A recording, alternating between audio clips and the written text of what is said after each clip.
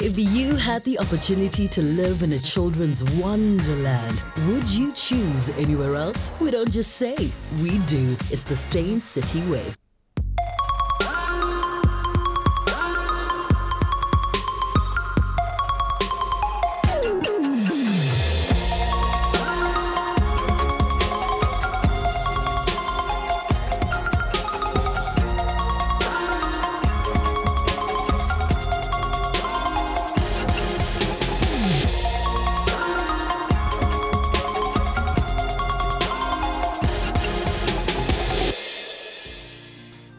Hello and welcome to Real Talk with me, Anele, right here on SABC3, where the stage is yours.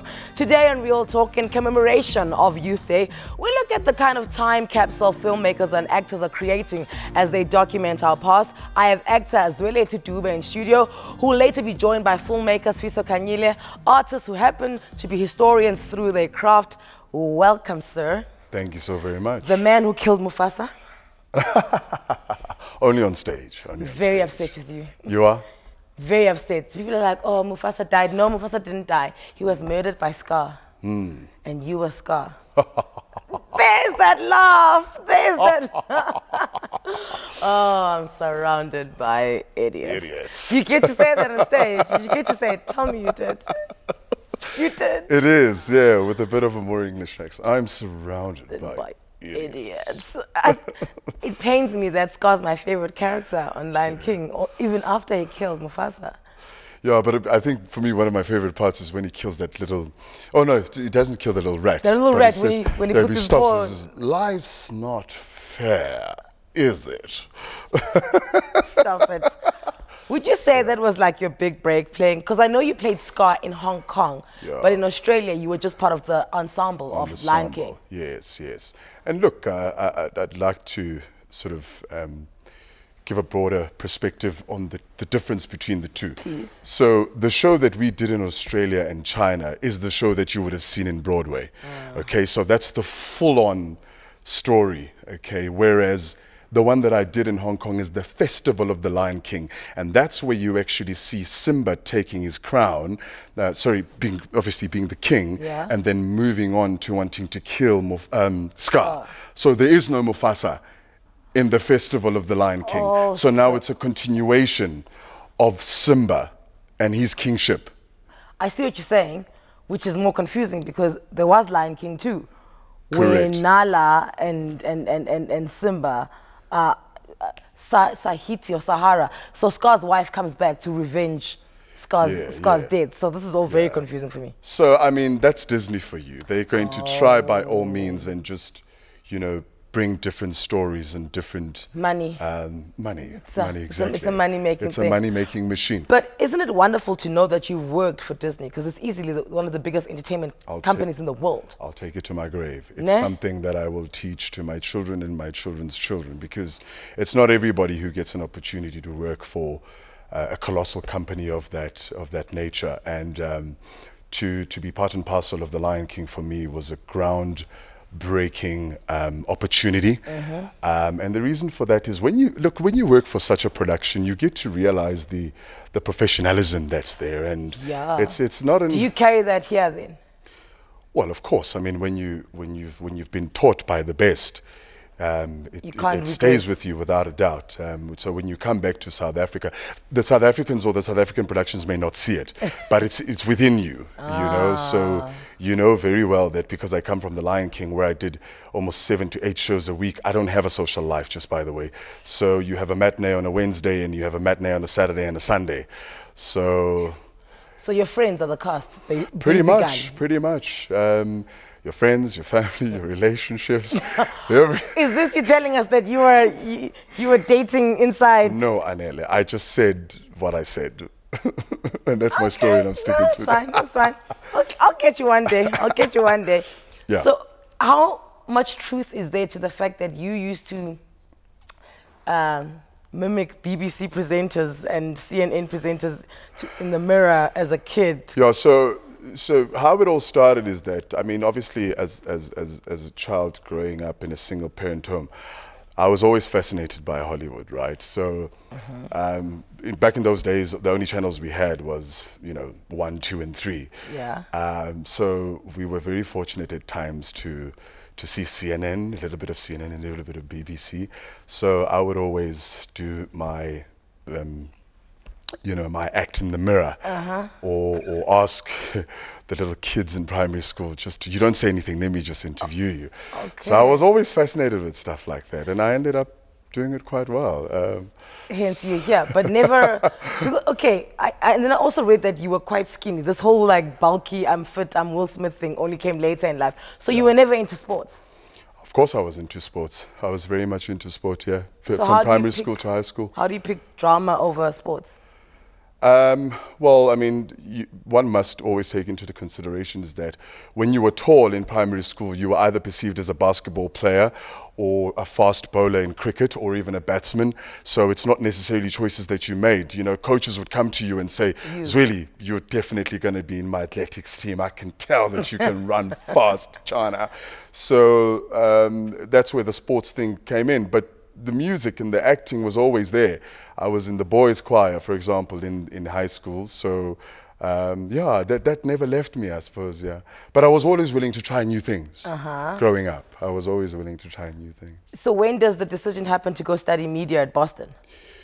When I came to the realization that it's not just about the screen, there's a craft behind the camera, and there's also a craft being behind the microphone, and also writing skills, and bringing stories to life. So I wasn't just about being on screen and being famous and being popular. It was about also just crowning my craft and knowing that in the world of journalism, you can tell people stories and you become the voice of the voiceless.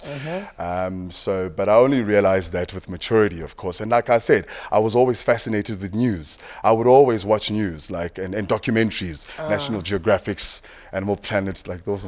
So I also pick up like this thread where, you once said, if you want to be successful, take your mother with.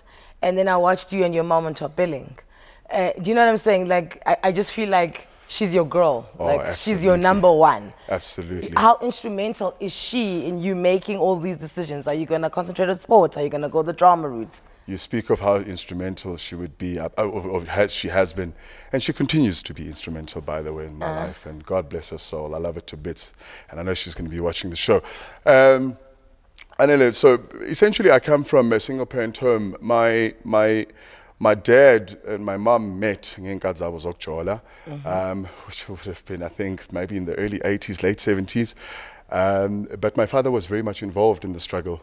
He worked for the African National Congress underground. That's what his position was. And obviously, as you would know, that they weren't allowed to use their birth names during the struggle for obvious reasons. And so when they met in Swaziland, they didn't meet in Swaziland. Sorry, at one stage, my mum had to travel to Swaziland, obviously, to be with Bay. But because he was in exile. Yeah. So essentially through and through, obviously things maybe didn't work out with them. So Mum decided that we need to move back to Johannesburg. But it's all started off in Pretoria, where she came from, in a place called Makau. Shout out to Makau. So, Mom being a single parent home, I'll tell you this, just to cut a long story short. There was a stage in time in my life where my mom looked after 10 of us in the house. Wow. Oh, yeah. I come from a family of 3. My sister's now late.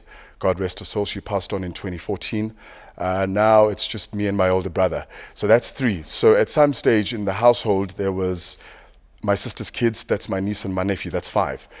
My mother's sister, my mother's daughter, the helper, and I think I had 2 cousins. Any dogs and cats? No.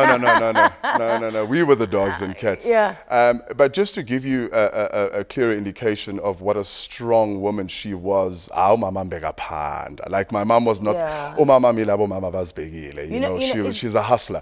So just to finish the story, so essentially, if this is how much of a hard worker she was, Anele, can you picture yourself being a single parent, dishing up for 10 people every single night in one household? household. Forget the fact that you have to pay a bond, that you have to pay for electricity, water and lights, clothes, all those things. She managed to do that. But during these hard times, the reason why she still stands today is because of the relationship she has with God. And she's managed to pass that on to all of her children and her children's children, for that matter. And that's just what's kept us alive till this day. And really just having, that discipline in the house. Oh, she used to whip us, so believe it or not. I have more questions to ask about your mom. Specifically, what's the first thing you bought her when you made it big? I'll get that answer when we come back after the break. You can join in on the conversation by sending us your voice notes to our WhatsApp number on the screen, or simply tweet us at Real Talk on 3. We will be right back.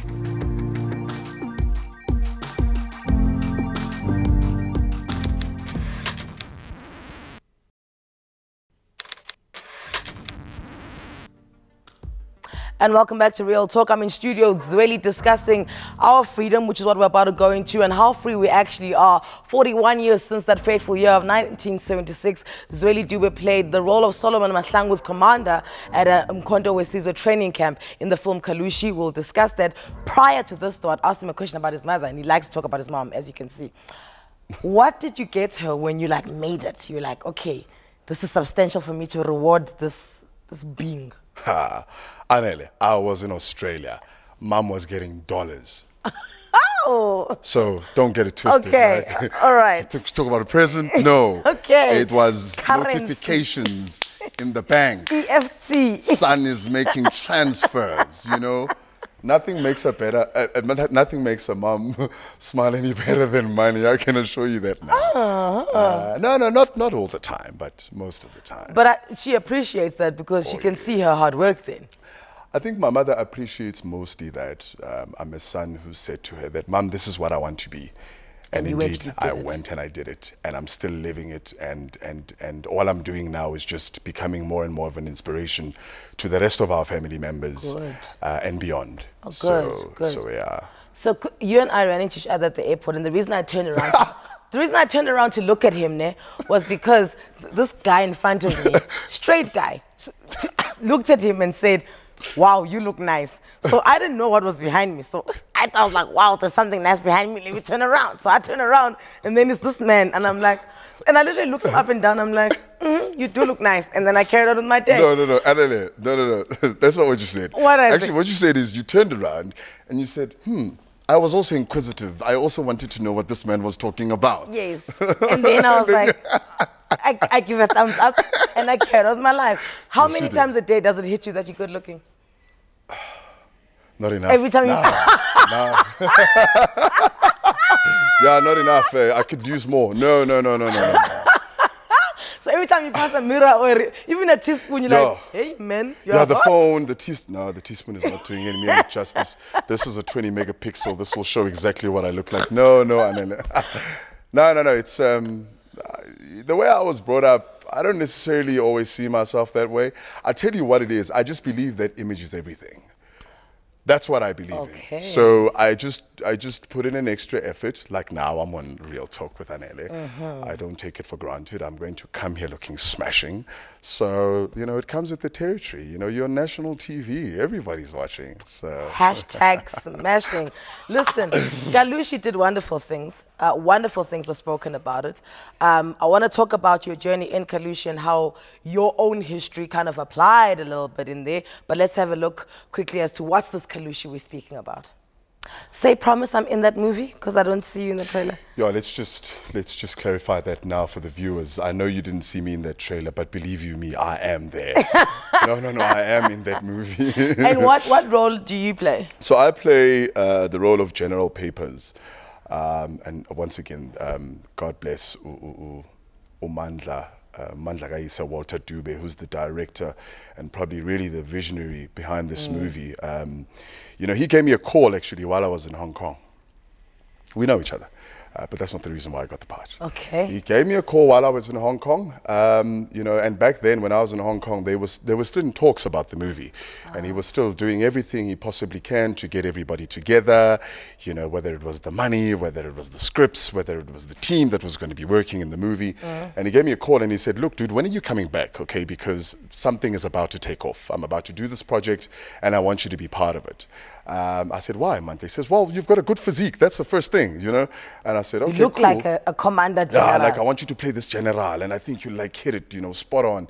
So I play General Papers. So my duty in the movie is obviously when they're exiled and they are brought to these camps as Mkondo Wesizwe, and they are now being trained, you know, to become these professional freedom fighters, you know, who know how to use ammunition, who are now going to be taught about discipline and really the significant contribution that they're going to be making into the struggle once it is decided that they are going back home to now fight.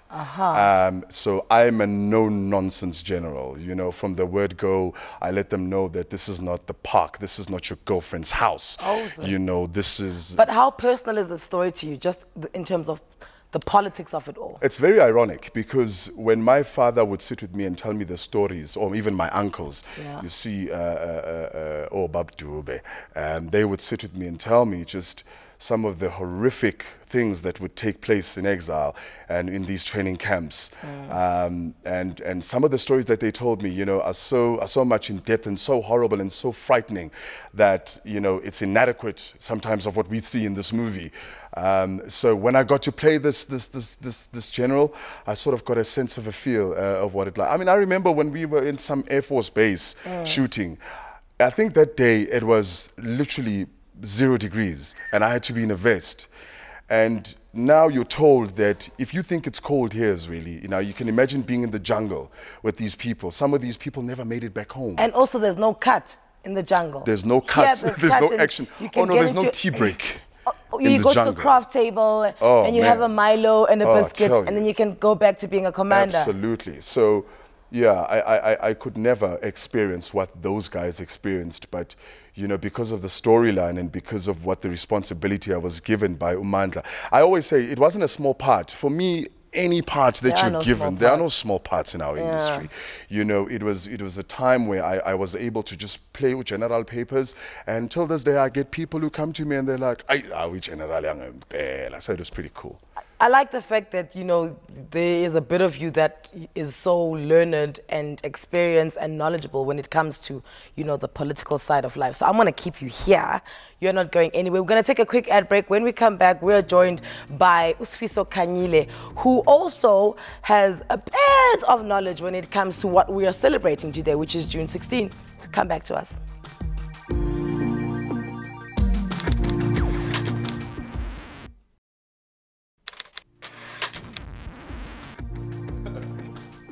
And welcome back. You're watching Real Talk with me, Anele, on Youth Day, and we're commemorating the courageous youth of 76.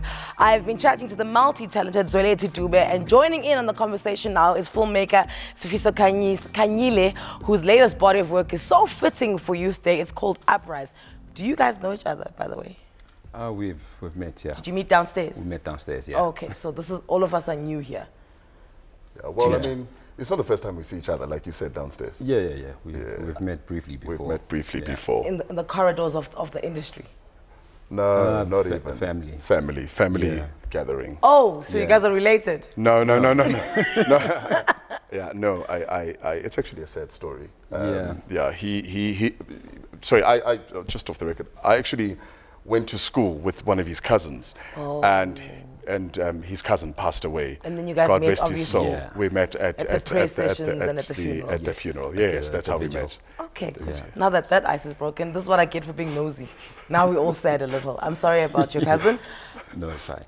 You know, there's a rhetoric that kind of hovers over the entertainment industry when we make films, when you make films, is that we're tired of the political stories. Can you guys... Oh, yes. Yeah, you hear it, right? Yeah. You know, why can't we make movies like Bad Boys? You know, why can't we make movies like Love and Basketball? What's your reply to that? It's, as an insider, it's very tricky because I feel that I haven't seen enough, you know, so People come to me and they say, you know what, these apartheid stories, they've been told so many times, but people, I guess, don't really interrogate who's making those stories and from which perspective.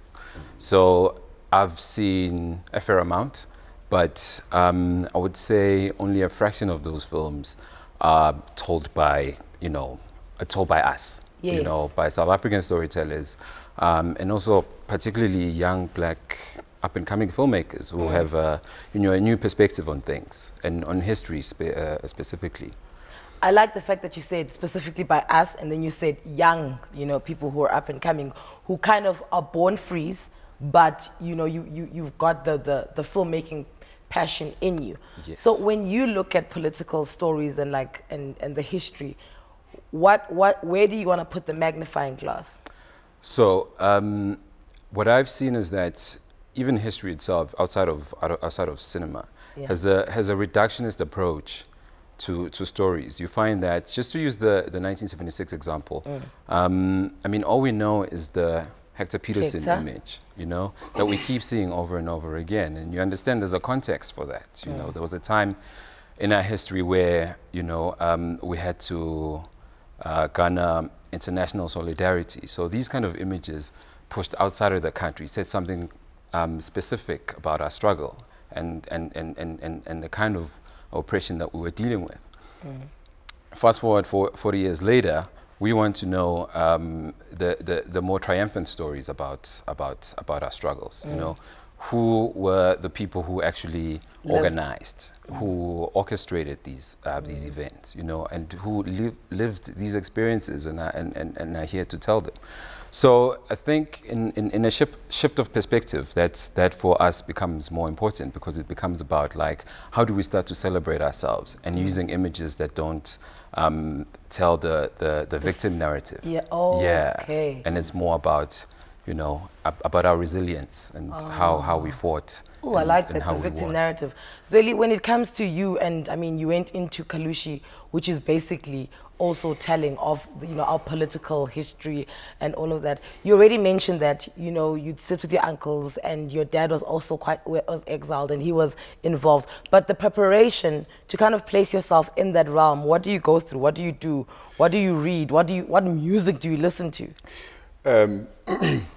It's interesting you should ask that question, because I'm an avid lover of history, and I say so, because I'm honestly really inspired by the history of this country and where we come from. Because as the saying goes, in order for you to know where you're going, you need to know where you come from.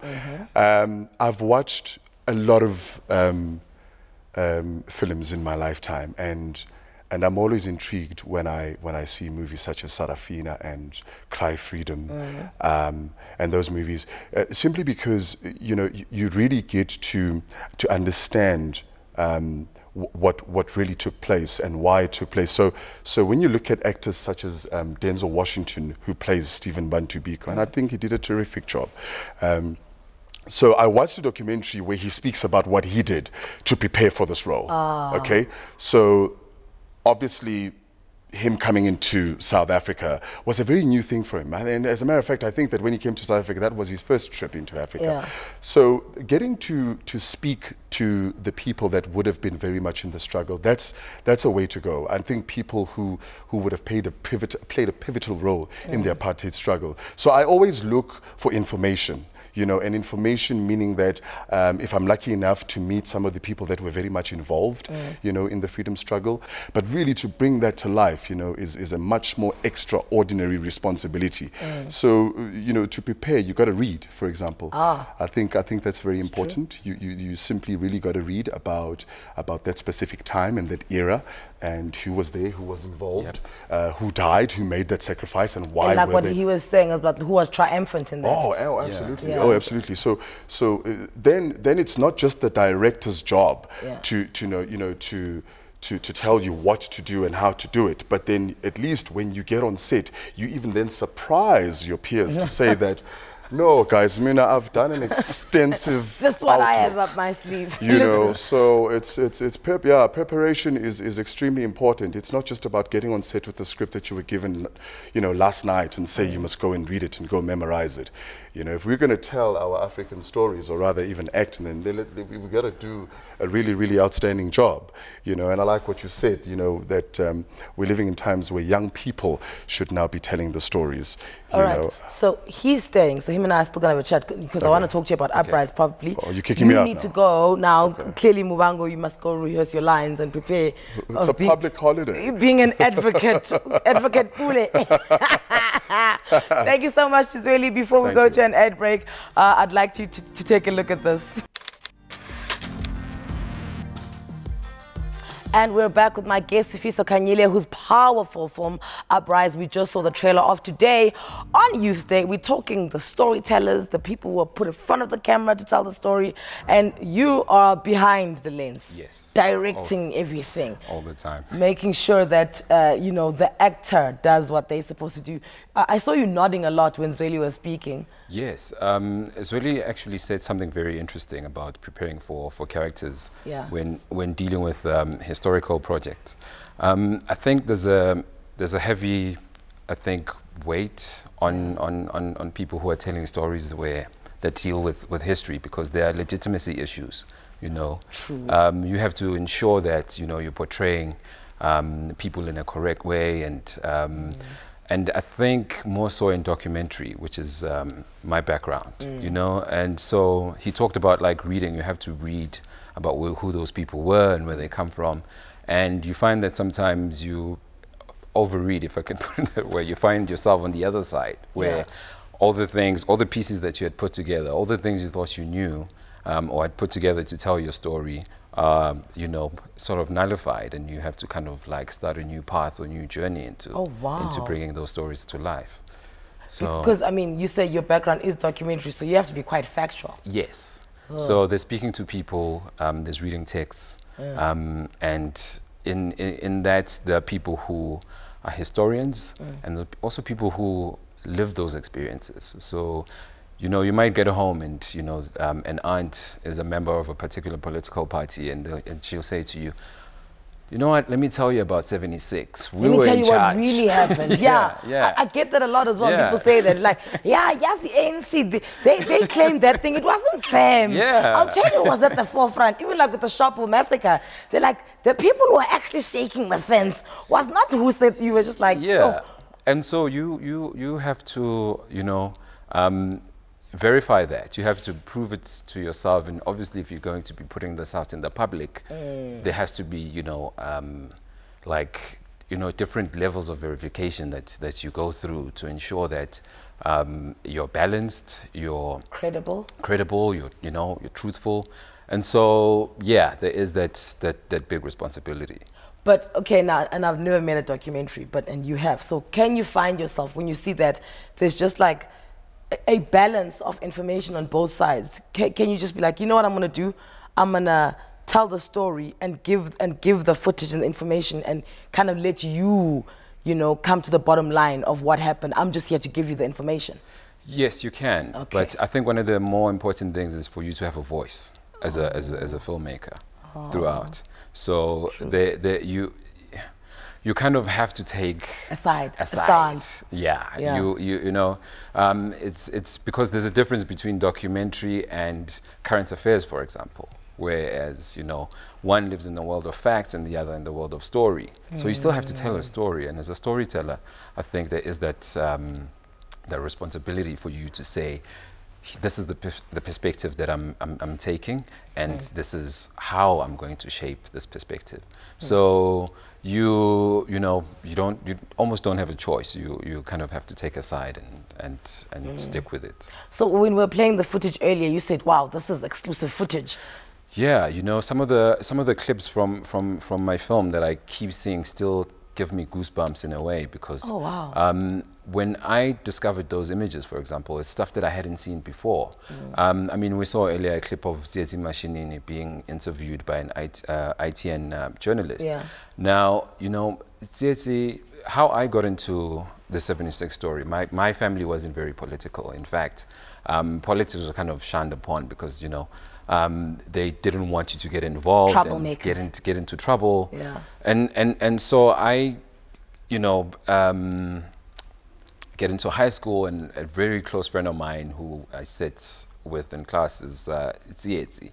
And he tells me that he's named after Tsietsi Mashinini. So there's this, you know, like kind of almost mystic figure that is the youth leader in 76 that no one really wants to talk about because we come from that tradition of, you know, not question. Talking. Yes. Don't question, don't jest at scars, just let it rest. Yeah, and so the fascination starts with that, like, who is this guy, and you know, how come we don't see so much of him? I mean, we see, you know, all the other political heroes, but how come he's not around?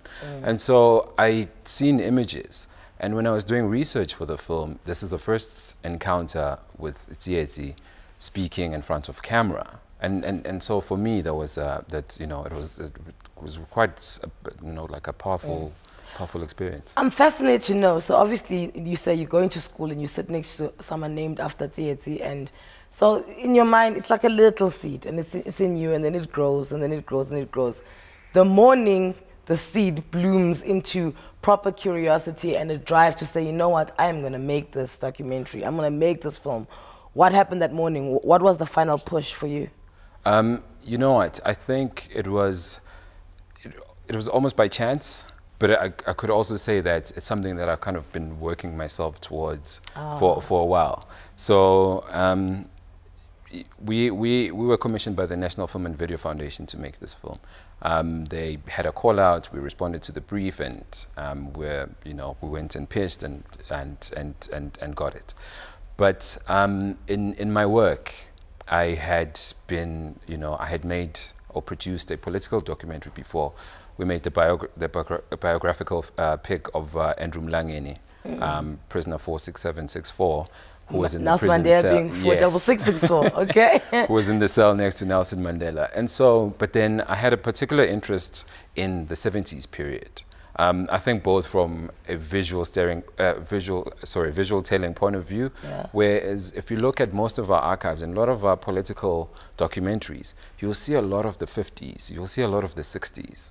And, you know, because there was so much interest globally on South Africa, the Rivonia trial was a huge world news event. Yeah. Sharpeville was, you know, massive globally. And so the 70s, the apartheid hand gets a little stronger. I was about to say, isn't that because, you know, now they've sent, you know, the Rivonia trial people off to jail, and now they're just like tightening to make sure that they don't get those loose cannons again?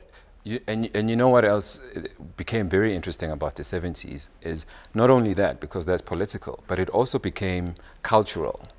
So something that a lot of people don't talk about. If you look at the history of our film, for example, our earliest films, the first black feature film is Uteliwe.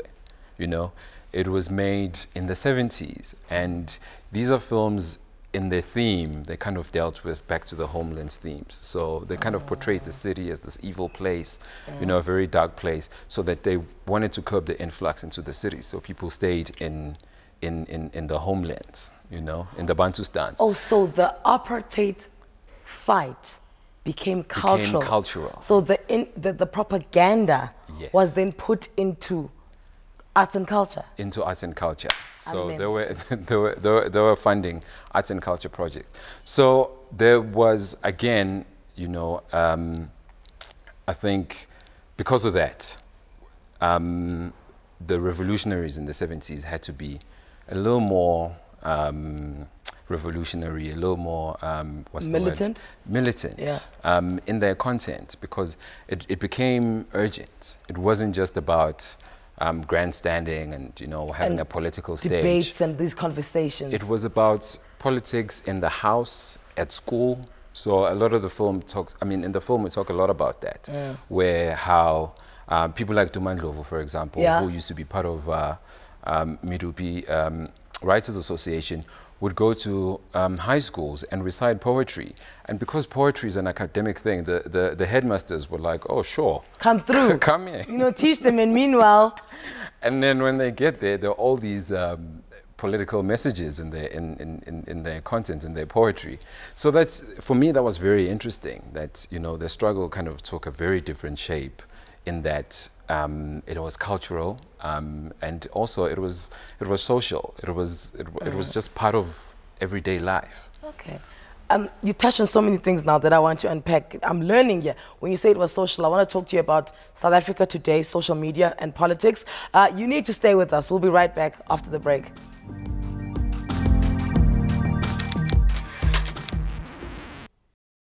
Welcome back. I'm still with filmmaker Sifiso Khanyile, who is documenting our history. He's a treasure chest for generations to come, to know who, what we are, where we came from, and our process of becoming. So you touched on something about how, you know, the struggle, apartheid, was different in the 50s and the 60s, kind of the same. But when the 70s came, you know, things were different. The ammo, you know, that was used was quite different in poetry and all of that. And you said it became social.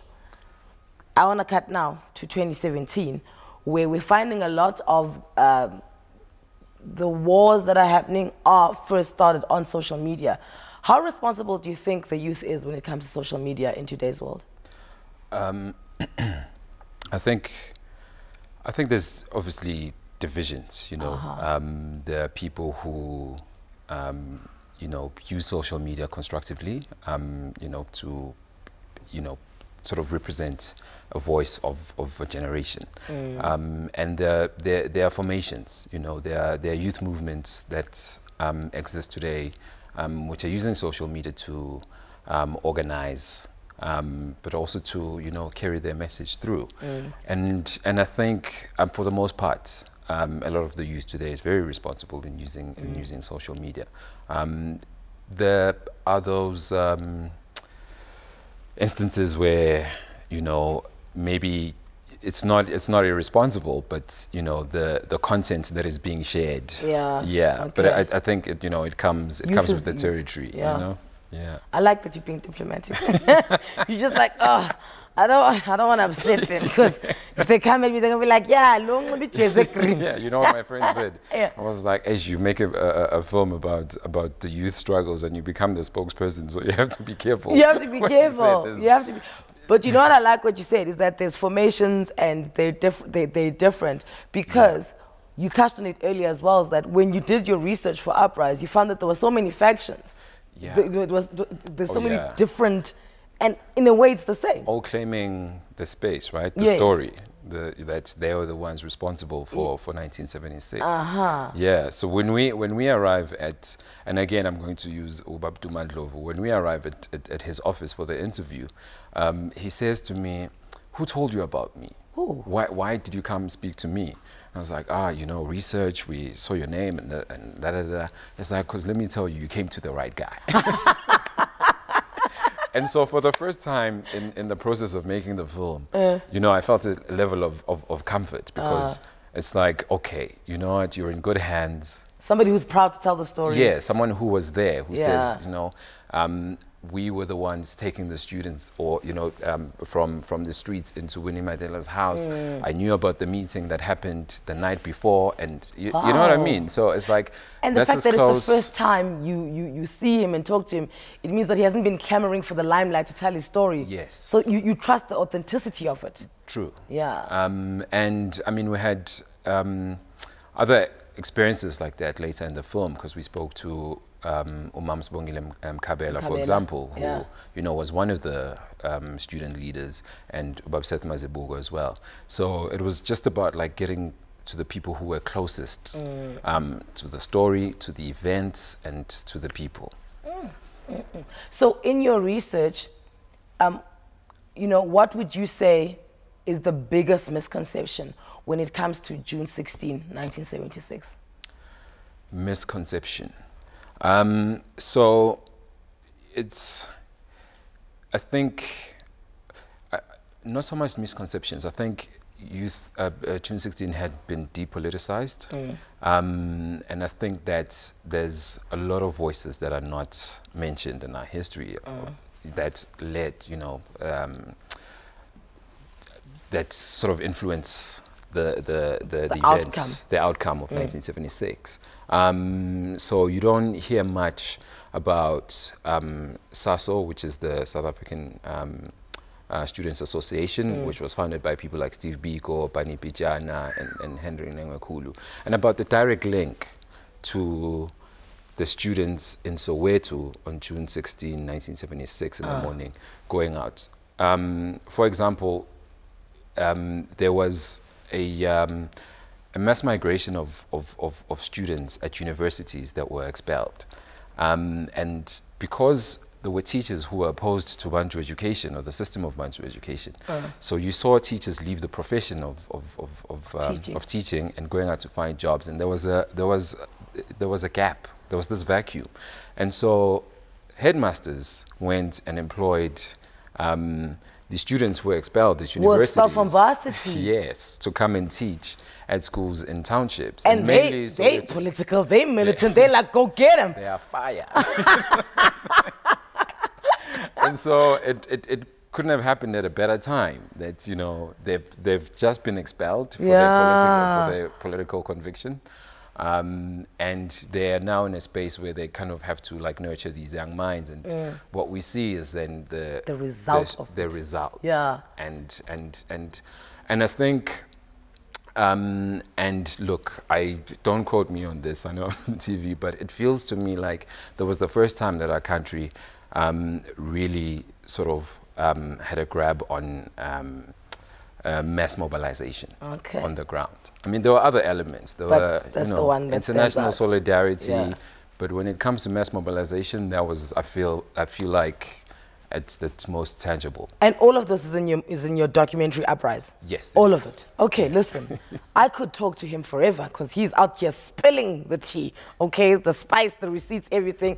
But like he says, it's in his documentary Uprising. Make sure you check it out, especially on a day like this, June 16, commemorating 46 years, am I right in saying? 41. 47, 41. Tito, my maths mark is terrible. Let's leave it. Thank you so much to my guest, Zweli Dube, as well as Sifiso Khanyile. Good night to everyone. I hope that today you just have a quiet moment and, you know, kind of reflect on what this day means to you. Thank you for joining us.